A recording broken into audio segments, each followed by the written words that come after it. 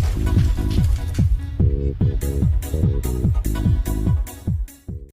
Student, welcome back. मैं Bharat sir from Tridev classes Saraiya. हमारा YouTube channel भी यही है, त्रिदेव क्लासेस सरैया। मैं आप लोगों को 10th क्लास का एक्सरसाइज 4 द्विघात समीकरण पढ़ा रहा था। मैंने इसके 3 पार्ट दिए हैं, पार्ट 1, पार्ट 2, पार्ट 3। पार्ट 1 में हमने इसका बेसिक कंसेप्ट बताया, पार्ट 2 में हमने 4 फैंड के क्वेश्चन हल कराए और पार्ट 2 में हमने 4 फैंड 2 के कुछ क्वेश्चन हल कराए हैं। आज हम लोग इसमें 4 फैंड 2 के आगे वाले क्वेश्चन को हम लोग हल करेंगे। आइए, ये 4 फैंड 2 का हमने 4 फैंड 2 में 5 क्वेश्चन का 4 एक क्वेश्चन हमने थर्ड वीडियो में मैंने हल किया है। 5 क्वेश्चन में 5 क्वेश्चन से सारे क्वेश्चन में। उसके बाद वाले 2 जो क्वेश्चन है उसमें उदाहरण के क्वेश्चन है जो बुक से आपको बनाना है। बुक में जो उदाहरण दिया गया है उसको आप बनाइएगा। हम 3 क्वेश्चन से इस वीडियो में हल करते हैं। देखिए, कहता है कि क्वेश्चन 3 में कि यदि 2 संख्याएं ज्ञात कीजिए। कहता है कि ऐसी 2 संख्याएं ज्ञात कीजिए जिनका योग 2700 और गुणनफल क्या हो 182। ये कहता है, तो आपको क्वेश्चन पर ध्यान देना होगा। आखिर कैसी संख्या है, किसकी है, हल कैसे करना है? द्विघात समीकरण से। द्विघात समीकरण का वही रूप होगा, क्या हो जाएगा x² प्लस bx और प्लस c बराबर 0। इस रूप से यहाँ आपको क्या करना है, इस क्वेश्चन को हल करना है। तो देखिए, यहाँ पर हम सबसे पहले लिखते हैं यहाँ पर सॉल्व। कहता है कि ऐसी 2 संख्याएं, कहते हैं 2 संख्याएं जिनका योग क्या होना चाहिए, योग मतलब क्या होता है, जोड़ क्या होना चाहिए 27 और गुणनफल क्या होना चाहिए, गुणनफल 182। तो कौन सी संख्या होगी ज्ञात करते हैं। तो देखिए, हमने माना, ऐसे मानते हैं कि माना कि पहली संख्या बराबर क्या हो जाएगा x। पहली संख्या को हमने क्या मान लिया, x को, या अल्फाबेट का एक वर्ड मान लीजिए x, तथा क्या हो जाएगा यहाँ पर दूसरी संख्या बराबर। अब दूसरी संख्या बराबर कहता है कि जिनका योग क्या होना चाहिए 27। एक संख्या हमें मिल गई x, तो दूसरी संख्या क्या होगी, हमें इसको नहीं बदलना है, चर मान को नहीं बदलना है। चर x होगा या तो कोई अल्फाबेट का वर्ड होगा और दोनों में एक ही होना चाहिए। द्विघात समीकरण में देखिए x² plus bx plus c बराबर 0। तो ये कहता है कि दिवार के यहां से इसका क्या हो जाए 27 माइनस x। अब ये कैसे हुआ, तो देखिए, कहता है कि जिनका योग क्या है 27। मान लीजिए, व्यवहारिक ज्ञान से समझते हैं, 2 संख्याओं का योग दिया है। अगर आपको एक संख्या दी गई है, कहते हैं कि 2 संख्याओं का योग 27 है, एक संख्या हमने लिख दिया कि 12, एक संख्या हमने क्या लिख दिया 12। तो दूसरी संख्या क्या होगी, खुद ब खुद जो संख्या हमें दी गई पहली संख्या उसको 27 में से निकाल देंगे तो जो हमारी संख्या बचेगी वो क्या हो जाएगी 15। ये क्या होगी दूसरी संख्या। तो ये कहता है कि एक संख्या हमने क्या कर दिया x, और दूसरी संख्या कहते हैं जिनका योग क्या होता है 127। तो 27 में से हमने क्या कर दिया x घटा दिया, तो हमें क्या मिलेगी दूसरी संख्या। अब देखिए यहां पर कहते हैं प्रश्नानुसार चलेंगे। प्रश्नानुसार कहेंगे तो यहाँ पर क्या होगा, गुणनफल क्या होना चाहिए 182। तो x दोनों का क्या होना चाहिए, दोनों संख्याओं का गुणनफल गुणा करा दीजिए। यहाँ पर गुणा 27 माइनस x बराबर क्या हो जाएगा 182 गुणा कीजिए, क्या हो जाएगा x में 27 माइनस क्या हो जाएगा x²। ये देखिए तो कितना हो जाएगा 182, इधर प्लस में तो इधर ला देंगे तो क्या हो जाएगा माइनस बराबर 0। अब देखिए, अभी देखिए इसको थोड़ा सा हम इस रूप पर लिख लेते हैं, इस वाले फॉर्म में क्या हो जाएगा x²। ये देखिए क्या हो जाएगा 20 को पहले लिखते हैं प्लस 27x और ये क्या हो गया यहाँ पर माइनस। अब देखिए इस कहता है कि माइनस में हमने क्या कहा था कि ये 0 के बराबर नहीं होना चाहिए और इससे छोटा भी नहीं, तो क्या हो जाएगा इसमें हम कॉमन, इसमें क्या करें प्लस में आने के लिए हम कॉमन निकाल लेते हैं। -1 हमने क्या कर दिया कॉमन निकाल लिया x²। अब देखिए -1 आपने कॉमन निकाला है तो सारा चीज बदल जाएगा। यहाँ पर देखिए तो प्लस है तो क्या हो जाएगा -27x। ये देखिए तो क्या है ये माइनस है तो क्या हो जाएगा ये प्लस 182 बराबर 0। अब देखिए ये जो क्रॉस है इसको निकाल लेते हैं, इसमें से x² -27x और प्लस 182 बराबर 0। ये देखिए इधर क्या है गुणा में, इधर आएगा तो क्या हो जाएगा भाग हो जाएगा, और 0 में किसी संख्या से भाग दीजिए कुछ भी कीजिए 0 मान ही आएगा। देखिए इधर बनाते हैं इसे, देखिए ये कितना आ जाएगा 0 x² में 27x प्लस 182 बराबर 0। ये हमारा मान में। अब इसमें हम क्या करेंगे, वही गुणनखंड विधि से हम क्या करेंगे, इसके मूल निकालने की कोशिश करें। मूल मिलेगा तो संख्या में मिलेगी। देखिए तो मूल निकालेंगे, 182 को खंड करेंगे, 182 को खंड कीजिए तो खंड करके हमें क्या मिले, 27 मिले। तो 182 का खंड क्या होगा, अगर हम करते हैं 13 और 14, 13 और 14 का जब गुणा कराएंगे आप तो क्या होता है 182, और 13 और 14 को जब ऐड करेंगे तो क्या हो जाएगा 27। अब माइनस 27 चाहिए तो दोनों में हमने क्या कर दिया, माइनस लगा दिया। क्या हो जाएगा एक्स स्क्वायर माइनस 13x और माइनस क्या हो जाएगा 14x प्लस 82, 182 बराबर 0। कॉमन लीजिए x, अब देखिए एक्स स्क्वायर दोनों में x है तो x हमने निकाल लिया x, अब माइनस क्या हो जाएगा ये रहा। इसमें से देखिए ये क्या है 182, हमने इसमें से क्या कर लिया 14 को निकाल लिया माइनस 14 x। अब देखिए क्या है माइनस है तो यहाँ पर क्या है प्लस, चिन्ह बदल जाएगा माइनस। और यहाँ पर क्या हो जाएगा 14 और 13 का गुणनफल 182 है, यहाँ पर 14 है तो यहाँ पर क्या हो जाएगा 13 बराबर 0। ये क्या हो जाएगा x माइनस 14 और ये क्या हो जाएगा x माइनस 13 बराबर 0। ये क्या मिल गया हमें, खंड मिल गया। अब इससे हम अपनी संख्याओं को याद करें, पहले इसका हम मान निकालते हैं, मूल निकालते हैं, इसे हम थोड़ा सा मिटाते हैं। देखिए देखिए मूल निकालिए यहां से, कहता है कि यदि x माइनस 14 बराबर क्या हो जाएगा 0। देखिए x बराबर क्या हो जाएगा 14, एक क्या हो जाएगा यदि यदि कितना है x माइनस 13 बराबर 0, ये क्या हो जाएगा x बराबर 13। दो संख्याएं मिली, या तो दोनों को कम मान क्या है प्लस प्लस एक संख्या, देखा हमने क्या माना है, पहली संख्या को हमने x माना था तो हमारी पहली संख्या क्या हो गई, पहली संख्या दोनों में से कोई एक आप मान रख सकते हैं, 13 या 14 रख देते हैं तो दूसरी संख्या क्या हो जाएगी, दूसरी संख्या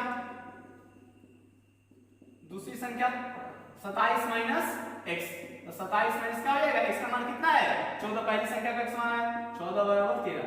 अगर 13 रखते हैं तो ये 14 हो जाएगा, तो आपके दो मान मिले, संख्याएं क्या हो जाएगी 13 और 14, यही इसका मान है।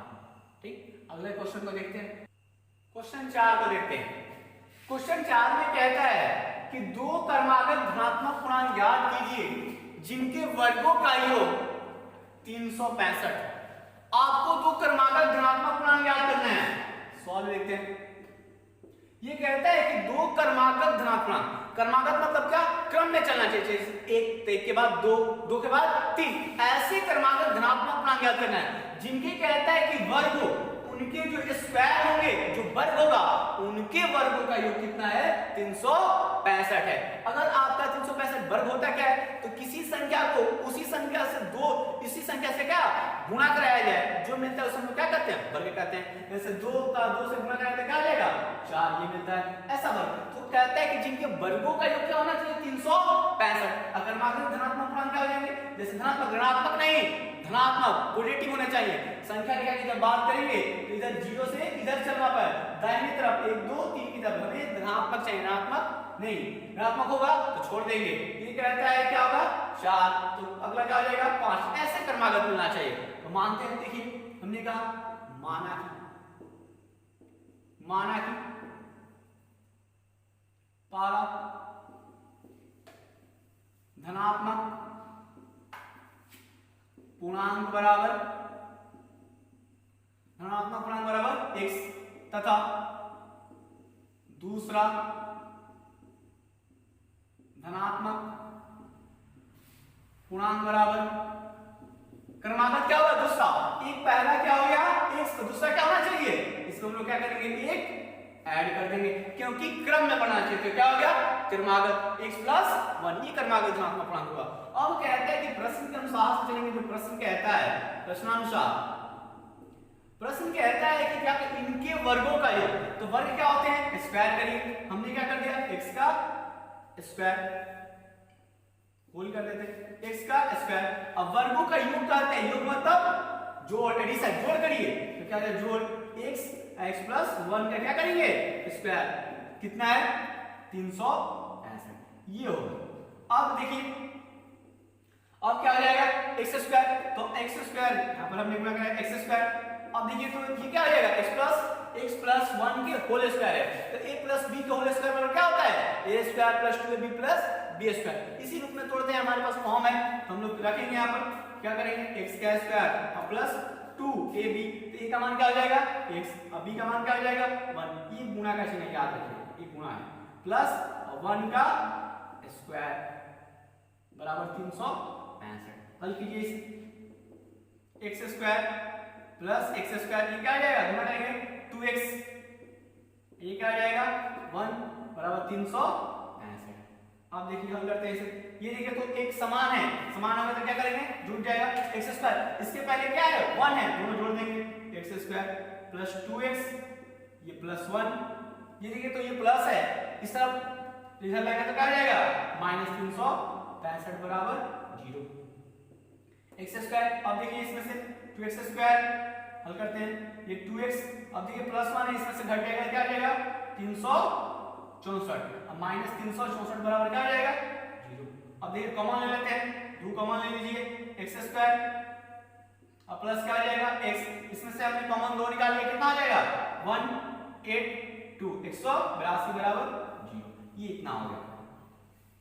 हम थोड़ा सा ऊपर इसे मिटाते हैं, ध्यान दीजिए, देखिए एक्स स्क्वायर हमने क्या करेंगे x square plus x minus 80, इधर ये क्या है गुणा में इस तरफ आएगा तो क्या आ जाएगा भाग, और किसी संख्या में भाग करेंगे तो क्या आ जाएगा शून्य, डायरेक्ट हमने इसे शून्य लिख दिया।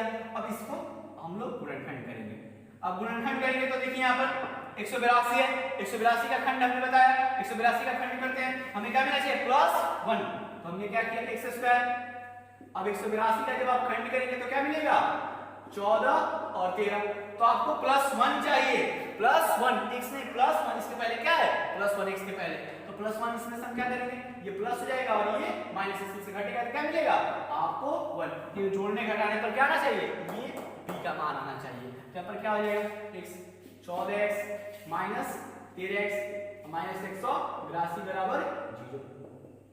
अब देखिए ये क्या हो जाएगा एक्स स्क्वायर कॉमन लीजिए, इसमें से निकाल लीजिए x अब प्लस में क्या हो जाएगा 14, ये देखिए तो क्या हो जाएगा माइनस माइनस हमने बाहर निकाल लिया, तो यहाँ पर क्या हो जाएगा 13 x माइनस, ये माइनस है तो यहाँ पर देखिए तो प्लस है, तो इसको क्या करना पड़ेगा माइनस, दोनों के माइनस माइनस है तो हमने कॉमन निकाला माइनस, माइनस से प्लस में क्या होगा माइनस, यहाँ पर क्या हो जाएगा 14 प्लस 14 बराबर 0, निकाल लीजिए x, ये क्या हो जाएगा माइनस, एक बार इसके साथ में 13 और इसमें दोनों में से एक को निकाल लीजिए 4 बराबर 14, ठीक, ये गुणनखंड हुआ। अब इससे हम अपने संख्या को निकालते हैं, देखिए x माइनस 13 बराबर क्या हो जाएगा 0, तो x बराबर 13, और देखिए यदि x प्लस 14 बराबर 0, तो x बराबर क्या हो जाएगा माइनस 14, तो हमें क्या करना है धनात्मक पूर्णांक, तो ऋणात्मक पूर्णांक को तो छोड़ देंगे, ये तो 14 होगा नहीं, ये क्या हो जाएगा ये 13, पहले हमने क्या माना है पहले वाले को x को हमने क्या माना है x को धनात्मक पूर्णांक, तो ये x का मान कितना हो गया 13, तो पहला धनात्मक पूर्णांक क्या हो गया x, तो पहला धनात्मक हमारा पूर्णांक हो गया, पहला धनात्मक पूर्णांक बराबर पूर्णांक लिख देते, पहला पूर्णांक बराबर कितना आ जाएगा 13, तो दूसरा आपका क्या हो जाएगा, तो दूसरा देखिए तो x प्लस कितना है x प्लस 1, तो हमने क्या करेंगे दूसरा बराबर दूसरा पूर्णांक हमारा हो जाएगा, दूसरा पूर्णांक x प्लस क्या है 1, तो x का मान कितना है 13, 13 प्लस 1 बराबर 14, तो एक हमारा पहला धनात्मक पूर्णांक 13 और दूसरा 14, तो ये हमारा धनात्मक पूर्णांक हो गया। इस प्रकार के क्वेश्चन मिले इसके आधार पर बनाइए। आइए आगे बढ़ते हैं, 5 क्वेश्चन 5 को देखते हैं। ये क्वेश्चन 5 में कहता है कि एक समकोण त्रिभुज की ऊंचाई, एक समकोण त्रिभुज की ऊंचाई इसके आधार से 7 सेंटीमीटर कम है, यदि कर्ण 13 सेंटीमीटर का हो, यदि कर्ण 13 सेंटीमीटर का हो तो अन्य दो भुजाएं ज्ञात कीजिए। कर्ण हमें दिया गया है दो भुजाएं, तो समकोण त्रिभुज के बारे में पहले समझिए समकोण त्रिभुज होता क्या है। देखिए समकोण त्रिभुज की बात आए तो ऐसा त्रिभुज जिसका एक कोण समकोण, एक कोण समकोण मतलब एक कोण कितने डिग्री का 90 डिग्री का होना चाहिए, एक कोण कम से कम 90 डिग्री,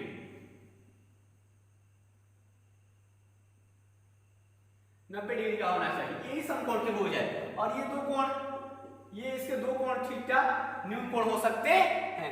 अब कहते हैं कि समकोण त्रिभुज, समकोण त्रिभुज में होता क्या है, एक होता है लंब और एक होता है आधार और एक होता है कर्ण। इसे कहते हैं बेस, इसे परपेंडिकुलर, इसे हाइपोटेन्यूअस। अब देखिए इसमें ये कहता है कि इसमें क्वेश्चन में ध्यान दीजिए, कहता है कि समकोण त्रिभुज की ऊंचाई इसके आधार से 7 सेंटीमीटर कम है। तो कौन दिया गया हमें, तो पहले मानते हैं। देखिए हमने कहा कि माना कि समकोण त्रिभुज क्या कहता है, आधार से 7 सेंटीमीटर कम है। तो माना कि समकोण त्रिभुज का आधार बराबर क्या हो जाएगा, एक सेंटीमीटर। समकोण त्रिभुज का आधार क्या होता है, 1 सेंटीमीटर। तो कहता है तथा ऊंचाई बराबर क्या हो जाएगा, तो 7 सेंटीमीटर कौन है, कम है, ऊंचाई है। तो 7 सेंटीमीटर कहता है, तो यहाँ पर इससे हमने आधार से 7 सेंटीमीटर कम है, तो आधार को हमने x माना, तो लंब को हम क्या कहते हैं, समकोण त्रिभुज की ऊंचाई। तो ये कम है, तो x माइनस क्या हो जाएगा 7, x माइनस 7। ये इसका क्या हो गया, ऊंचाई कहिए या इसे लंब कहिए। अब कर्ण तो हमें दिया ही गया है, कर्ण कितना है 13 सेंटीमीटर। इसे भी सेंटीमीटर लिख सकते हैं आप, सेंटीमीटर। अब देखिए, अब इसे हम लोग क्या करेंगे, इससे हमें किस रूप में लाना है, द्विघात समकरण के रूप में लाना है। तो ये जो सेंस है, इसमें समकोण त्रिभुज का क्वेश्चन से याद रखिएगा, एक पाइथागोरस थे, पाइथागोरस ने कहा था कि किसी समकोण त्रिभुज में कर्ण का वर्ग शेष दो भुजाओं के वर्गों के योग के बराबर होता है।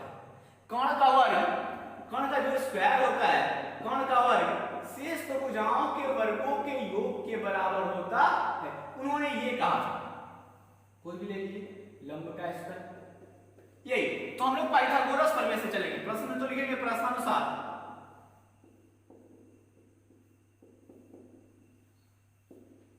पाइथागोरस प्रमेय से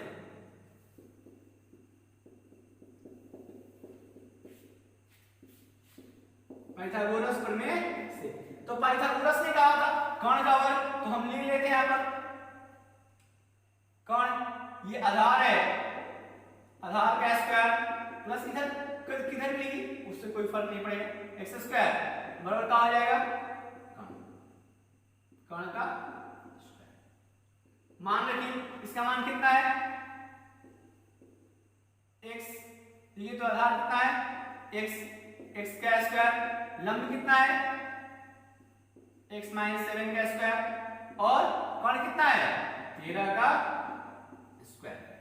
इतना पर क्लियर है। अब इसको हम लोग हल करेंगे, इसे थोड़ा सा ऊपर मिटाएंगे। देखिए x को हल करते हैं, इसे x स्क्वायर, ये तो a माइनस b का होल स्क्वायर पर हो जाएगा। तो a माइनस b का होल स्क्वायर क्या होता है, a square minus 2ab plus b square. इस रूप पर हम लोग रख देते हैं, इसका क्या हो जाएगा x स्क्वायर माइनस 2ab। तो a का मान कितना है x है और b का मान कितना है 7 है, तो 2ab कितना हो जाएगा 14, 7 दूनी का 14, 14x, और ये कितना हो जाएगा, ये तो इसका स्क्वायर करेंगे प्लस 7 7 49 बराबर कितना 13 का स्क्वायर कितना होता है 13 13 169 हो जाएगा। अब देखिए हल करते हैं इसे, x ये देखिए समान है तो जुड़ जाएगा 2x स्क्वायर, ये देखिए कितना है 14 माइनस 14x। अब ये 49 है, देखिए यहाँ पर 49 प्लस 49, और इधर किसमें है, इधर प्लस में जाएगा तो क्या हो जाएगा माइनस 169 बराबर 0। इधर बनाते हैं, देखिए इस वाले को इधर लिखते हैं हम, हटाइए 2x स्क्वायर माइनस है 14x, अब ये देखिए तो प्लस 49 है, ये 69 है, तो ये माइनस में और ये प्लस में, तो घट जाएगा इसमें से, तो 169 में से 49 घटेगा कितना हो जाएगा 9 माइनस 0, और इसमें 6 में से 2 और 1 120 बराबर 0। अब देखिए 2 कॉमन ले लीजिए, 2 सब में 2 दिखता है, 2 कॉमन ले लिया हमने, x स्क्वायर माइनस 7x, और ये कितना आ जाएगा 2 हमने निकाल लिया तो 120 का आधा 60 हो जाएगा। और ये क्या कितना हो जाएगा, x square minus 7x minus 60। अब देखिए तो ये किस में है, गुणा में, उस तरफ जाएगा तो क्या हो जाएगा, कट जाएगा, इसमें से भाग हो जाएगा, देखिए तो 2 तो 0, डायरेक्ट हम 0 लिख देते हैं यहाँ। अब आप क्या करिए, खंड कीजिए, तो ऐसा इसका खंड कीजिए कि कितना आ जाए, 7 आ जाए। 60 का ऐसा खंड करना है सी का कि हमें कितना मिल जाए, -7x मिल जाए। तो 60 के बहुत सारे खंड होंगे, तो हमें इस वाले खंड को ढूंढना है कि जिसमें से क्या जाए, -7 मिल जाए। तो कितना होता है, 12 5 60, 12 5 60। अगर 12 में से 5 घटा दें तो कितना मिलेगा आपको, कितना मिलेगा, 12 में से 7 मिलेगा। तो लिख लीजिए एक्स स्क्वायर माइनस का हो जाएगा, आपको माइनस में चाहिए 12x और प्लस 5x, क्योंकि इसमें से घटाएंगे तब ना मिलेगा, -60 बराबर 0। अब ये देखिए x का मान निकाल लेते हैं इधर से, x 12 12, इसमें से यहाँ पर कितना आ जाएगा 5x, इसमें से निकालिए कितना, ये तो 5, तो 5 12 5 60 बराबर 0। इधर देखिए x प्लस 5, ये कितना हो जाएगा, x माइनस 2 मान मिलाना। अब क्या हो जाएगा, देखिए यदि x प्लस 5 बराबर 0, तो x बराबर क्या हो जाएगा 5, और 5 नहीं, माइनस से प्लस है तो क्या हो जाएगा -5। यदि x माइनस 12 बराबर 0, तो क्या हो जाएगा x बराबर 12। तो आपका एक मान क्या आ गया, आपका जो आधार आ गया कितना आ गया, आपका ये जो आधार क्या माना था, समकोण त्रिभुज का आधार। तो आपका ये जो आधार है, आधार x बराबर कितना आ गया, 12 सेंटीमीटर। और देखिए 12 सेंटीमीटर हो गया ये। अब हमें क्या निकालना है, लंब निकाल लेते हैं। लंब ऊंचाई, लंब क्या है, x माइनस 7, तो x माइनस 7 है इसका, तो 12 माइनस 7 बराबर क्या हो जाएगा, 5 सेंटीमीटर। कौन आपको दिया है, कौन कितना है 13, ये मान लो। तो आपका आधार कितना हो गया 12 और लंब कितना हो गया 5। अगर इस वाले फॉर्म में आप रख देंगे, ये पाइथागोरस प्रमेय, नहीं तो इनका देखिए 12 का वर्गमूल कितना होता है, 12 बढ़ाना का 44 से 144, और इसका जब स्क्वायर 5 का स्क्वायर तो कितना आ जाएगा, अच्छा 25, देखिए तो 169 जोड़ेंगे तो कितना आ जाएगा 25 169। तो पाइथागोरस ने ही कहा था कि कर्ण का वर्ग शेष दो भुजाओं के वर्गों के योग के बराबर होता है। इससे आपका सिद्ध भी है, आपका ये आगे का क्वेश्चन 6 को देखते हैं। 6 में देखिए, इसमें देखिए क्वेश्चन लंबा लिखा है, लेकिन इस पर ध्यान दीजिए, क्वेश्चन को पढ़कर बारीकी से समझाया। पहले कहता है इस क्वेश्चन में एक कुटीर उद्योग, कुटीर उद्योग का मतलब होता है कि जो घर में छोटे मोटे काम करते हैं उसे कुटीर उद्योग बोला जाता है। तो कहता है कि कुटीर उद्योगी एक दिन में कुछ बर्तनों का निर्माण करता है, कुछ बर्तन बनाता है। कहता है कि विशेष दिन यह देखा गया कि प्रत्येक नग किसी जो बनाता है, प्रत्येक नग की निर्माण लागत रुपए में उस दिन के निर्माण किए गए बर्तनों की संख्या के दुगने से, दुगना, इस पर ध्यान दीजिएगा, दुगना से 3 अधिक थी। यदि उस दिन की कुल निर्माण लागत 90 रुपया थी, तो निर्मित बर्तनों की संख्या और प्रत्येक नग का प्रत्येक नग की लागत ज्ञात कीजिए। प्रत्येक नग का हमें लागत ज्ञात करना है और निर्मित बर्तनों की संख्या ज्ञात करना है। तो इस क्वेश्चन को देखिए ध्यान दीजिए, पहले सॉल्व हम लिखते हैं, क्वेश्चन लेकर कहां से चलेंगे। तो कहते हैं कि रोज तो बर्तन बनाता ही है, लेकिन एक विशेष दिन बर्तन बनाता है, उसमें दुगना होता है और दुगने से 3 अधिक आता है, और उसकी लागत कितना है, दोनों का बर्तनों की संख्या कुल लागत कितना है 90 रुपया। तो पहले मानते हैं कि माना कि बर्तनों की संख्या, जितने सारे बर्तन हैं, बर्तनों की संख्या बराबर x, तथा एक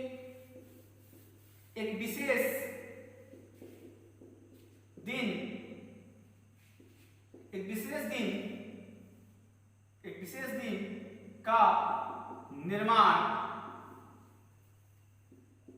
लागत कहिए या मूल्य कहिए। बात देखिए, लागत कहता है कि विशेष दिन में कितना निर्माण होता है, तो विशेष दिन का निर्माण हमारे पास मिल जाएगा यहाँ पर, ये लिख देते हैं।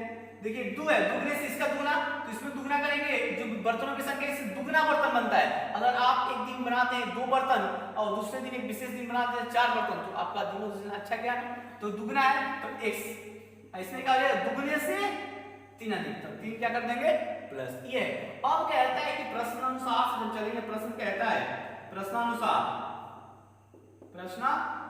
प्रश्नानुसार चलेंगे तो कहते हैं कुल लागत दिया गया है, तो हमें क्या निकालना है, निर्मित बर्तनों की संख्या और प्रत्येक नग की निर्माण। तो कुल लागत निकालना हो तो बर्तनों की संख्या, बर्तनों देखिए लिख ही देते हैं, बर्तनों की संख्या, बर्तनों की संख्या अब क्रॉस में करा दीजिए गुणा में निर्माण लागत, जो आपका निर्माण किया गया विशेष दिन का जो निर्माण लागत है उसका गुणा करा दीजिए। अब बराबर क्या मिल जाएगा, कुल आपका जो लागत है या मूल्य है वो लिख दीजिए। तो हम रखते हैं यहाँ पर गुणा करा देंगे, आपका मिल जाएगा निर्माण बर्तनों की संख्या क्या है x, आपका कुल लागत कितना है 2x प्लस लागत से निर्माण लागत, कुल लागत कितना है, इसी को हमें किस रूप में हल करना है, द्विघात समीकरण के रूप में हल करना है। इस हम द्विघात में ले सकते हैं, इधर देखिए इस वाले गुणा कराइए, गुणा करेंगे तो क्या मिलेगा x इसमें, तो 2x स्क्वायर, ये क्या मिलेगा 3x।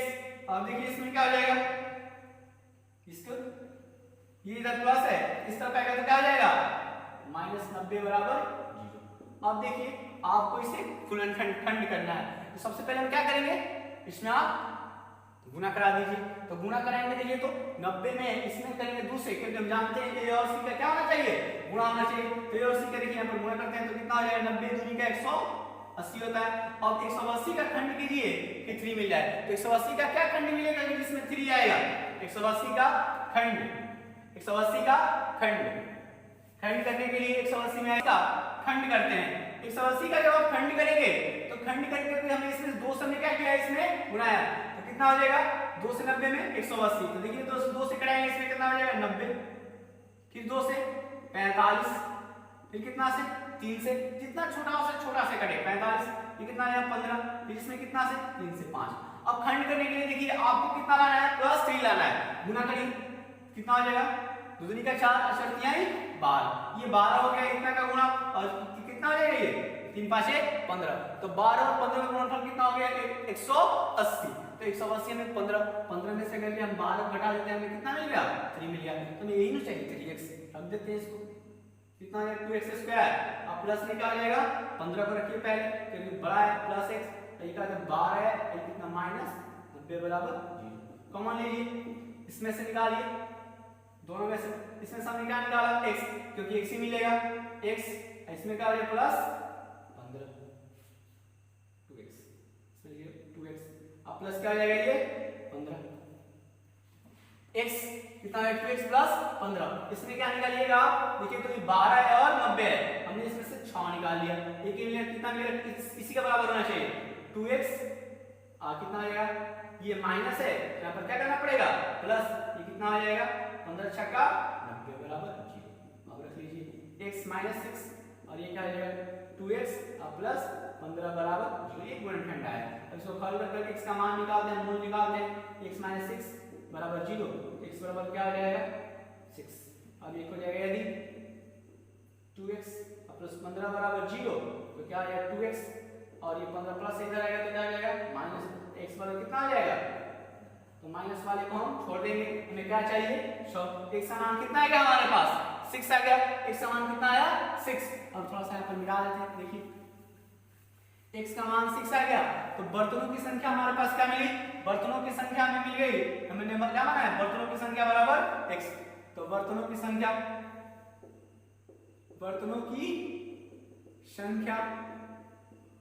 x है, तो x बराबर कितना आ गया हमें 6। अब कहता है कुल निर्माण लागत कितना आ जाएगा, कुल निर्माण लागत है, निर्माण लागत कितना देखिए तो 2x प्लस में कितना है 3, विशेष दिन का निर्माण लागत है, क्या है 2x, x के पास 6 प्लस 3 12 प्लस 3 बराबर कितना आ जाएगा 15, ये एक विशेष दिन का निर्माण लागत होगा। ये हमारे 6 क्वेश्चन थे 4.2 के, इससे आगे वाले वीडियो में इससे आगे मिलेंगे, आप इसने क्वेश्चन को पढ़िए बनाइए।